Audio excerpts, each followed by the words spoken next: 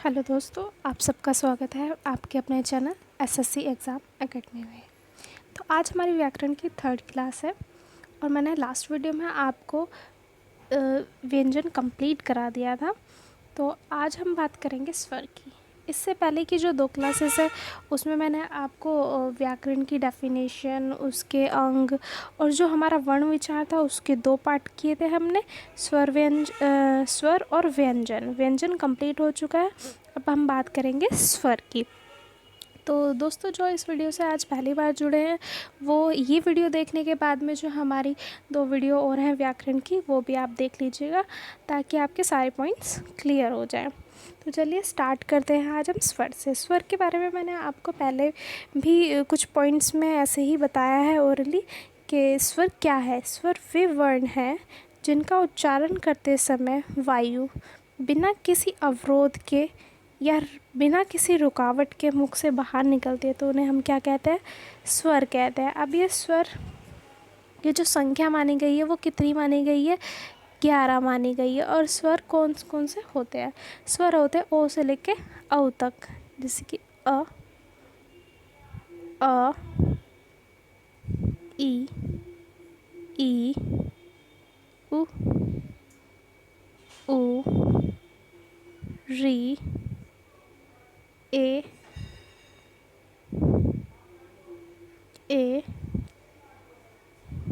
ओ, औ।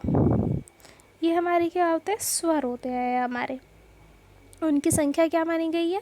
11 मानी गई है। अब आपसे कोई क्वेश्चन कर ले, ये क्वेश्चन आ जाए कि हिंदी व्याकरण में मात्राओं की संख्या कितनी है। तो मात्राओं की संख्या मैंने आपको बताई थी, कितनी बताई थी लास्ट वीडियो में? जो मात्राओं की जो स्वर की जो मात्रा, हिंदी व्याकरण की जो मात्रा होती है 10 होती है और ये सिर्फ स्वर में होती है, व्यंजन में नहीं होती है। और इसमें क्या होता है, जो हमारे स्वर होते हैं 11 होते हैं, लेकिन इसमें जो ये आ होता है इसकी कोई मात्रा नहीं होती है। इसलिए मात्रा अगर जो पूछी जाए तो कितनी होंगी? 10 होंगी। ठीक है, ये पॉइंट को याद रखेंगे। तो चलिए आगे बात करते हैं। आता जो हमारा बिंदु है वह है स्वरों की मात्राएं। व्यंजनों का उच्चारण हमेशा स्वरों के साथ मिलकर किया जाता है, इसलिए वर्णमाला में उनको व्यक्त करने के लिए मात्रा चिन्हों की व्यवस्था की गई है। हिंदी वर्णमाला में आ से लेके औ तक कुल 11 स्वर है। ये मैंने आपको अभी बताया ही, ये मैंने आपको बता दिया भी। इसमें आ को छोड़कर शेष सभी स्वरों के लिए मात्रा चिन्ह बनाए गए हैं। मैंने यहाँ पे ये जो आ होता है इसकी कोई मात्रा नहीं होती और कुछ बच्चों को बहुत कन्फ्यूज़न होता है, छोटी की मात्रा कौन सी है, बड़ी की मात्रा कौन सी है, छोटू की। तो इसलिए दोस्तों मैंने आपके लिए यहाँ पे मात्रा ये लिख दिया। आप चाहे तो यहाँ से स्क्रीनशॉट भी ले सकते हैं और आप चाहे तो लिख भी सकते हैं। आप 1-2 बार देखेंगे, प्रैक्टिस करेंगे तो आपको समझ में आ जाएगा। और छोटे बच्चों के लिए तो बहुत अच्छा है, बच्चों को ईज़िली समझाने के लिए। जैसे कि मैंने पूरी लिख दिया, आ की मात्रा होती है, ये छोटी की मात्रा है, बड़ी की मात्रा, तो आप यहाँ से देख लीजिएगा। तो नेक्स्ट चलते हैं हमारे बिंदु पे न। हिंदी वर्णमाला में आ स्वर के लिए कोई मात्रा चिन्ह नहीं होता, ये मैंने आपको अभी बताया, क्योंकि हर व्यंजन के उच्चारण में आ शामिल रहता है।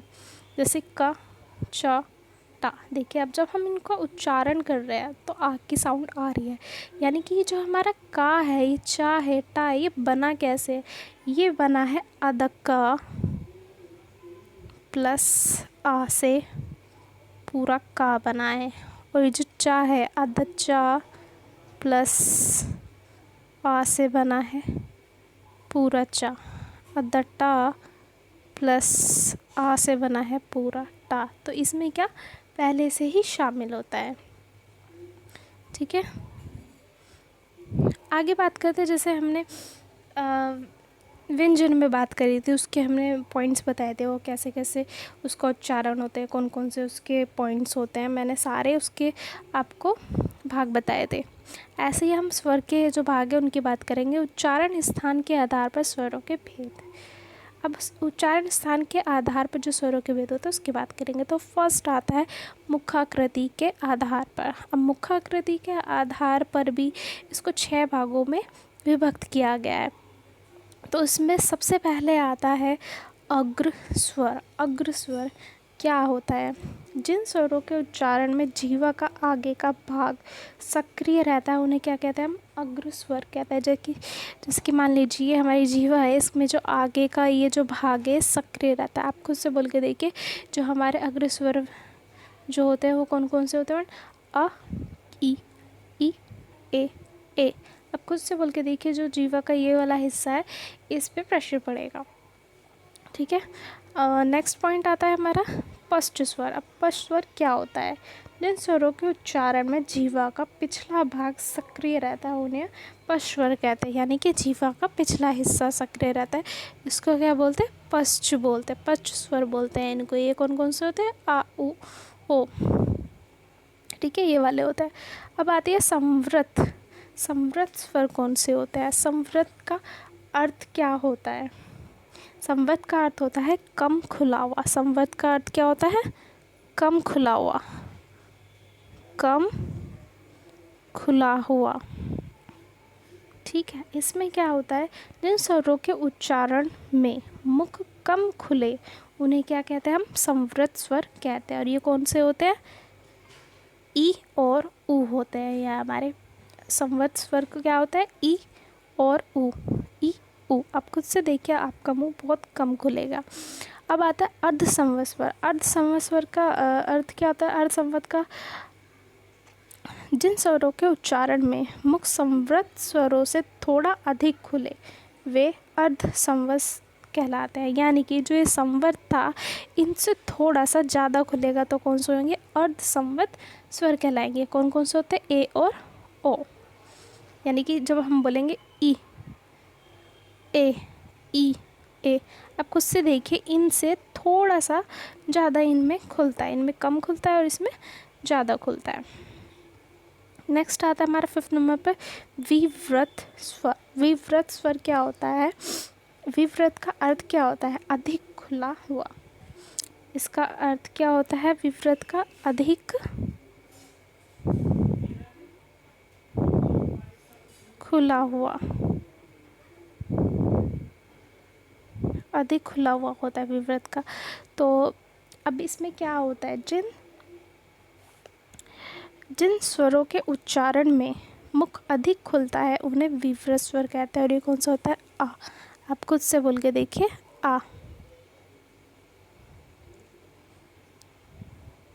आ बोलेंगे तो क्या हमारा मुख खुलता है। ठीक है। अर्ध विव्रत स्वर। अर्ध विव्रत क्या होता है? विव्रत स्वर से थोड़ा कम, यानी कि जो हमारा विव्रत था इससे थोड़ा कम खुलेगा। और जो अर्ध संवृत है, अर्ध संवृत से थोड़ा अधिक, यानी कि जो अर्ध संवृत है इससे अधिक खुलेगा। विव्रत से कम और अर्ध संवृत से अधिक मुख खुलने पर जिन स्वरों का उच्चारण होता है उन्हें हम क्या कहते हैं? अर्धविव्रत स्वर कहते हैं। कौन से होते हैं? ए और आ।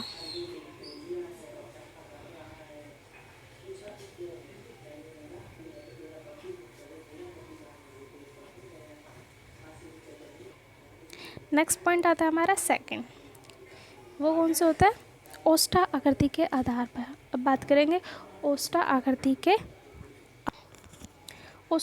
के आधार पर स्वरों के 2 भेद किए गए हैं। फर्स्ट है वृत्ताकार और सेकंड होता है अवृत्ताकार। आपको जैसे कि नाम से ये स्पष्ट हो रहा होगा वृत्ताकार और अवृत्ताकार क्या होता है। वृत्ताकार में क्या होता है? जब जिन स्वरों के उच्चारण में मुख की आकृति, होठों की आकृति गोल हो जाए उसको क्या बोलते हैं? वृत्ताकार स्वर कहते हैं। जैसे कि उ, ओ, है ना। तो इसमें क्या हो रहा है? जब हम उच्चारण कर रहे हैं तो हमारे जो होठों की आकृति है वो क्या गोल हो जाती है। लेकिन जब अवृत्ताकार के हम उच्चारण करते हैं, जैसे आ, ई, तो जो होठों की आकृति है वो गोल ना होकर अन्य किसी और आकृति में बन जाती है। उसको क्या बोलते हैं? अवृत्ताकार आकृति कहते हैं। नेक्स्ट 3rd आता है हमारा पॉइंट उच्चारण समय या मात्रा के आधार पर। इनके आधार पर भी 2 भागों में विभक्त किया गया है। फर्स्ट होता है ह्रस्व और दीर्घ स्वर। ह्रस्व और दीर्घ स्वर ये भी आपको नाम से ही डिफाइन हो रहा होगा।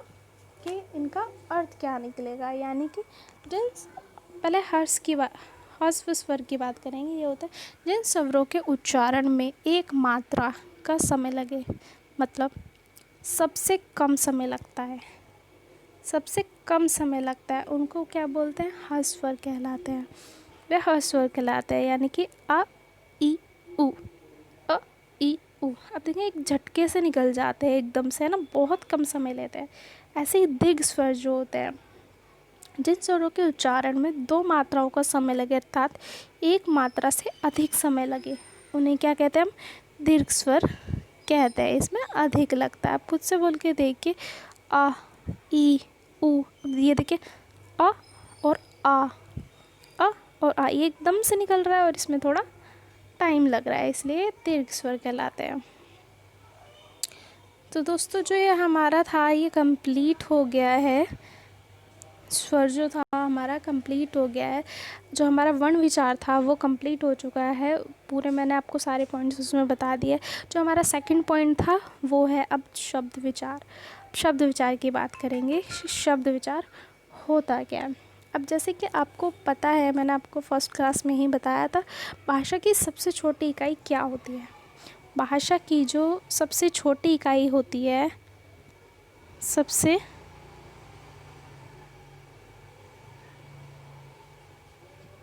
छोटी इकाई क्या होती है भाषा की, मैंने आपको बताया था वर्ण। क्या होती है, वर्ण होती है। और वर्णों का जो सार्थक योग होता है, यानी कि जो वर्णों का सार्थक योग होता है, जैसे कि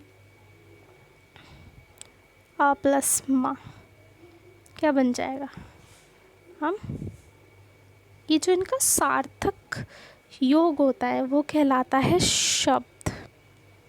आप चाहे तो इस बात को अपने नोटबुक में भी लिख सकते हैं। भाषा वर्णों का सार्थक योग,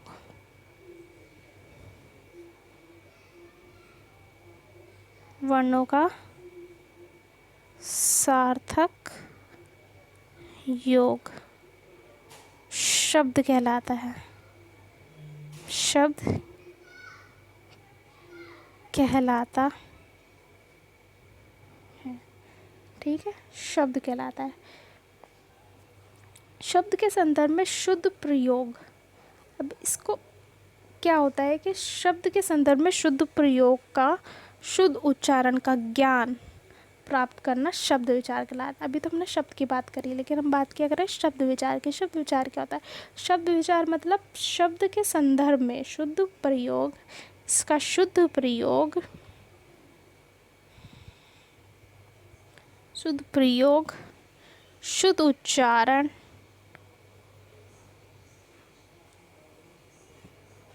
उच्चारण क्या शब्द विचार कहलाता है। ये क्या शब्द विचार कहलाता है, ठीक है। तो अब हम बात करेंगे शब्द की।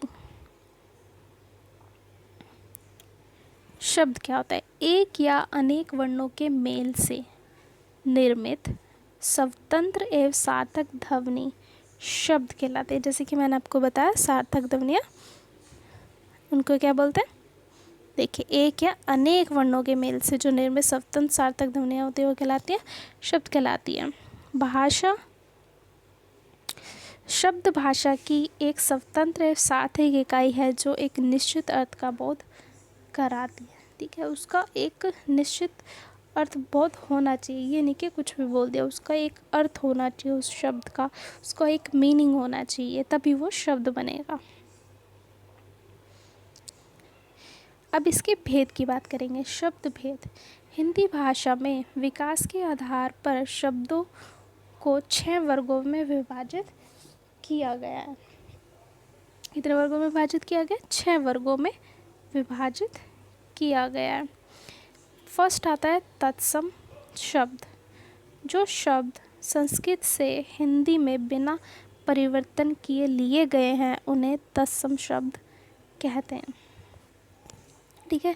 दोस्तों ये क्वेश्चंस बहुत आते हैं, तत्सम तद्भव आपसे पूछ लेते हैं ऐसे ही, और ये बहुत इजी होते हैं। आप एक बार पढ़ लेंगे तो अच्छे से कर लेंगे। इसमें हमें कुछ नहीं करना होता, सिर्फ हमें पता होना चाहिए तद्भव क्या होते हैं, तत्सम और तद्भव क्या होते हैं। तो हम क्या कर रहे थे अभी, तत्सम। तत्सम का कुछ मैंने यहाँ पे एग्जाम्पल्स लिए हैं, जैसे भानु, प्राण, कर्म, अग्नि, कोटि, हस्त आदि, ये क्या होते हैं, तत्सम होते हैं। अब आता है सेकंड पॉइंट, तद्भव। तद्भव शब्द कौन से होता है, तद्भव होते हैं जो शब्द संस्कृत से उत्पन्न हुए हैं, संस्कृत से उत्पन्न हुए हैं या संस्कृत से विकृत होकर हिंदी में प्रयुक्त किए जाते हैं, उन्हें तद्भव शब्द कहते हैं। जैसे काम, आग, कबूतर, हाथ, सांप, माँ, गर्मी आदि। ठीक है,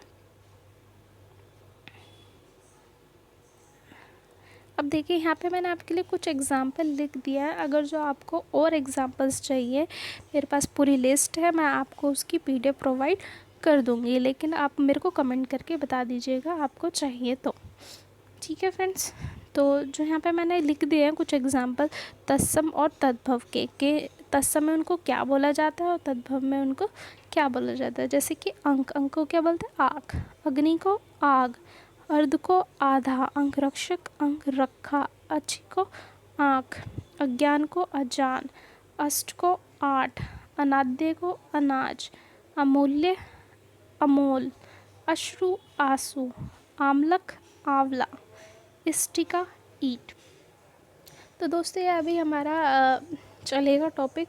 तो जो अभी मैंने सिर्फ इसके 6 भाग हैं और मैंने आपको सिर्फ अभी 2 बताया, तत्सम और तद्भव। ये मैं आपको नेक्स्ट वीडियो में कराऊंगी। और अगर जो आपको ये मेरा कंटेंट पसंद आया हो और आपको इससे हेल्प मिल रही हो, आपको ये वीडियो अच्छी लगे, तो प्लीज़ इसको शेयर कीजिए, लाइक कीजिए और सब्सक्राइब कीजिए। और सब्सक्राइब के करने के बाद बेल आइकन को ज़रूर प्रेस कर दीजिएगा, ताकि मैं कोई भी वीडियो डालूँ तो आपको तुरंत नोटिफिकेशन मिल जाए, ताकि आप उसको तुरंत देख पाएँ, आप उसको स्किप ना कर पाएँ, आपको पता चल जाए कि हाँ मैंने वीडियो डाली है। तो मैं जब भी डालूँगी आपको नोटिफिकेशन आ जाएगा। तो दोस्तों इसी तरह बने रहिए हमारी वीडियो के साथ, और आपको पसंद आए तो इस वीडियो को लाइक कीजिए, शेयर कीजिए अपने दोस्तों के साथ। तो हम मिलते हैं नेक्स्ट वीडियो में। Take care, bye bye.